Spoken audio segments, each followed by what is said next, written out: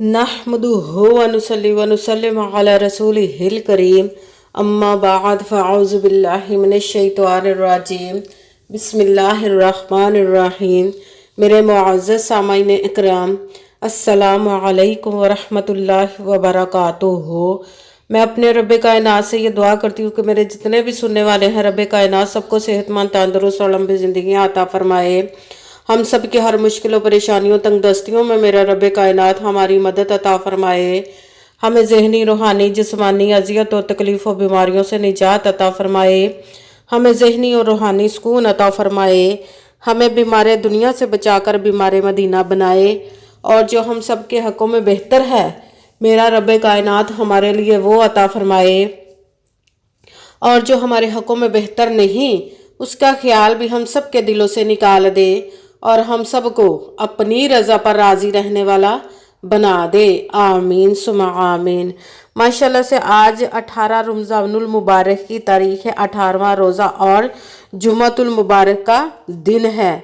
आज के दिन जो मैं आप लोगों को वजीफ़ा या रहमानू और सूरह कौसर का बताने लगी हूँ, ये बहुत ही पावरफुल और मुजर्रब वजीफ़ा है। इसको पढ़ते ही रब कायनात आपकी तमाम ज़िंदगी की मुश्किलात और परेशानियों को दूर अता फरमा देगा और आपके दामनों को खुशियों से भर देगा। आपकी हर मुश्किल, परेशानी, तकलीफ़ों को दूर अता फरमा देगा अपनी रहमत से, अपने हुक्म से, क्योंकि उसके दस्ते कुदरत से कोई चीज़ बाहर नहीं और उसके कुन कहने की देर है और फ़याकून हो जाता है। अगर हम वजीफ़ा करते हैं तो हमारा यकीन कामिल होना चाहिए रब पाक की ज़ाते पाक पर, क्योंकि उसकी दस्ते कुदरत से कोई चीज़ भी बाहर नहीं होती, उसके कुन कहने की देर होती है। अच्छी नीयत रख के कीजिएगा कि रब कायनात कुरान पाक में इरशाद फरमाता है, इन्नमल अमालु बिन्नियात, कि जो अमलों का दारोमदार होता है वो नीयतों पर होता है। अगर हमारी नीयत अच्छी है तो हमारा अमल भी अच्छा होता है, और अगर हमारी नीयत ही अच्छी नहीं तो हमारा अमल भी अच्छा नहीं होता, हमें उसका फल, उसका अजर भी अच्छा नहीं मिलता। सिर्फ हमें मेहनत करनी, उसका फल देना उस ज़ाते पाक पर छोड़ दीजिएगा कि वो किस तरह देगा, कैसे देगा। वो अपने गैबी खजानों से जब भी इंसान को अता फरमाता है तो ऐसे ही अता फरमाता है कि इंसान को समझ नहीं आती कि वो कहाँ से अता हुआ, किस तरह कौन दे गया। तो ये रब कायनात के मामलात हैं, उसके गैबी ख़जानों के मामलात हैं, उसके कुन के मामले हैं। सिर्फ यकीन कामिल और अच्छी नीयत रख के कीजिएगा और 5 वक्त की नमाज की पाबंदी तो लाजमी रखिएगा। ये वजीफ़ा आज के दिन आप किसी भी वक्त, किसी भी जगह पर बैठकर कर सकते हैं। घर में, ऑफिस में, मदरसे में, मस्जिद में, दुकान में, यूनिवर्सिटी में, कॉलेज में, कहीं पे भी बैठकर आज के दिन कर सकते हैं आप इस वजीफ़े को। और इस वजीफ़े को मत छोड़िएगा, लाजमन आज के दिन इस वजीफ़े को जैसे ही वीडियो मिले आप फ़ौरन कर लीजिएगा।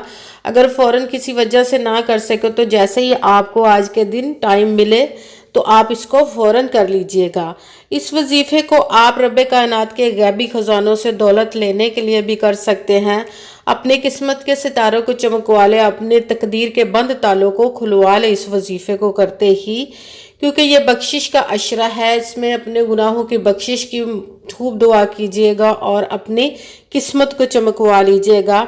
आप इस वजीफ़े को अपनी औलाद, आपकी औलाद नहीं उसके लिए भी पढ़ सकते हैं, आपकी औलाद ना फरमान है उसके लिए भी पढ़ सकते हैं, आपके घर में लड़ाई झगड़े नचाकियाँ रहती हैं उसके लिए भी पढ़ सकते हैं, आपके घर में बहुत ज़्यादा मुफलसी गरीबी है उसके लिए भी पढ़ सकते हैं, आप पर बहुत ज़्यादा कर्ज है और उतरने का कोई सबब नहीं बन रहा उसके लिए भी पढ़ सकते हैं, आपका अपना घर नहीं, घर लेने के लिए भी पढ़ सकते हैं, आप बहुत ज़्यादा बीमार हैं या आपके घर में कोई बहुत ज़्यादा बीमार है उसके लिए भी कर सकते हैं, आपकी शादी नहीं हो रही आपके या आपके बच्चों की शादियां नहीं हो रही उसके लिए भी आप इस वजीफ़े को पढ़ सकते हैं। मतलब कि ज़िंदगी के जितने भी मकसद, जितनी भी हाजात, मुश्किलें, परेशानियां, उन सब के लिए आप इस वजीफ़े को पढ़ सकते हैं।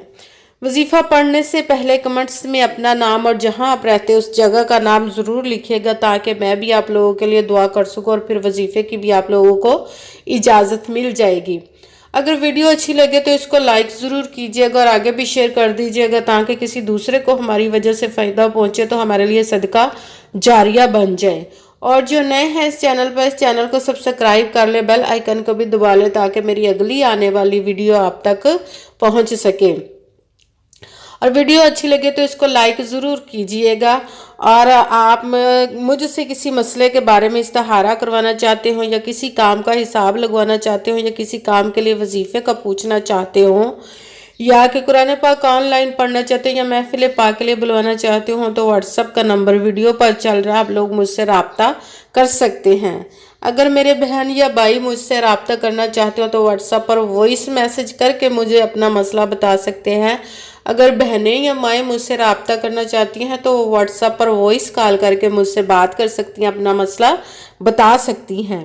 آپ نے پوری ویڈیو کو دھیان کے ساتھ سن کے سمجھ کے پھر وظیفے کو کرنا ہے۔ ایسا نہ ہو کہ آپ ویڈیو کو سکپ کر کر کے چھوڑ کے سنیں اور کوئی بات رہ جائے اور پھر آپ کا وظیفہ ٹھیک نہ ہو۔ آپ نے نہ تو کسی بھی لفظ میں کم کرنا ہے، نہ ہی زیادہ بڑھا کر کوئی عمل پڑھنا ہے۔ اگر ہم اپنی طرف سے کم یا زیادہ بھی کر دیتے ہیں تو بھی ہمارا وہ وظیفہ ٹھیک نہیں ہوتا۔ اسی لیے جس تعداد اور جس ترتیب کے ساتھ میں آپ لوگوں کو وظیفہ بتاؤں گی اسی تعداد اور اسی ترتیب کے ساتھ آپ نے اس وظیفے کو کرنا ہے۔ جب وظیفہ کرنے لگے تو بالکل خاموشی، توجہ، سکون اور اطمینان کے ساتھ کرنا ہے کہ آپ نے نہ تو فون استعمال کرنا ہے، نہ ہی اٹھنا، نہ ہی کسی سے بات کرنی ہے۔ جب وظیفہ مکمل کر لے تو پھر ہی کسی سے بات کرنی ہے اور اٹھنا ہے۔ آپ نے بالکل خاموشی، توجہ، سکون کے ساتھ اس وظیفے کو کرنا ہے۔ اپنے مقصد کو اپنے ذہن میں اس کی نیت کر کے پھر اس وظیفے کو کیجئے گا۔ سب سے پہلے آپ نے جہاں پہ بھی بیٹھنا ہے، کسی نماز کے ساتھ پڑھ رہے ہیں تو بھی ٹھیک ہے، اگر نماز کے علاوہ پڑھ رہے ہیں تو بھی آپ اس وظیفے کو پڑھ سکتے ہیں۔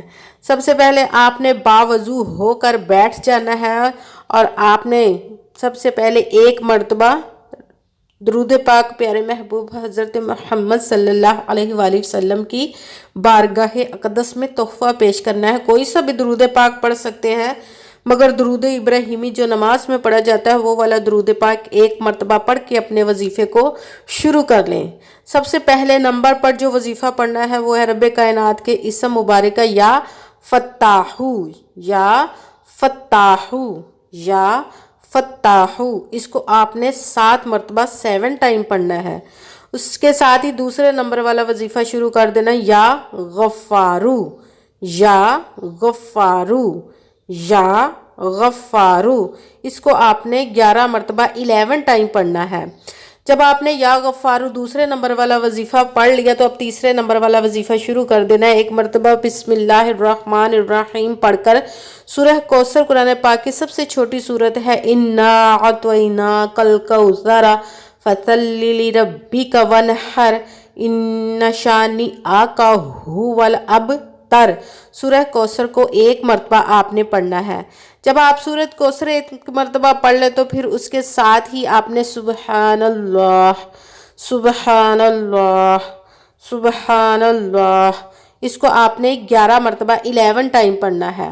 جب سبحان اللہ کا پڑھ لیا وظیفہ آپ نے تو پھر آپ نے یا رحمانو، یا رحمانو، یا رحمانو، اس کو آپ نے 11 مرتبہ پڑھنا ہے۔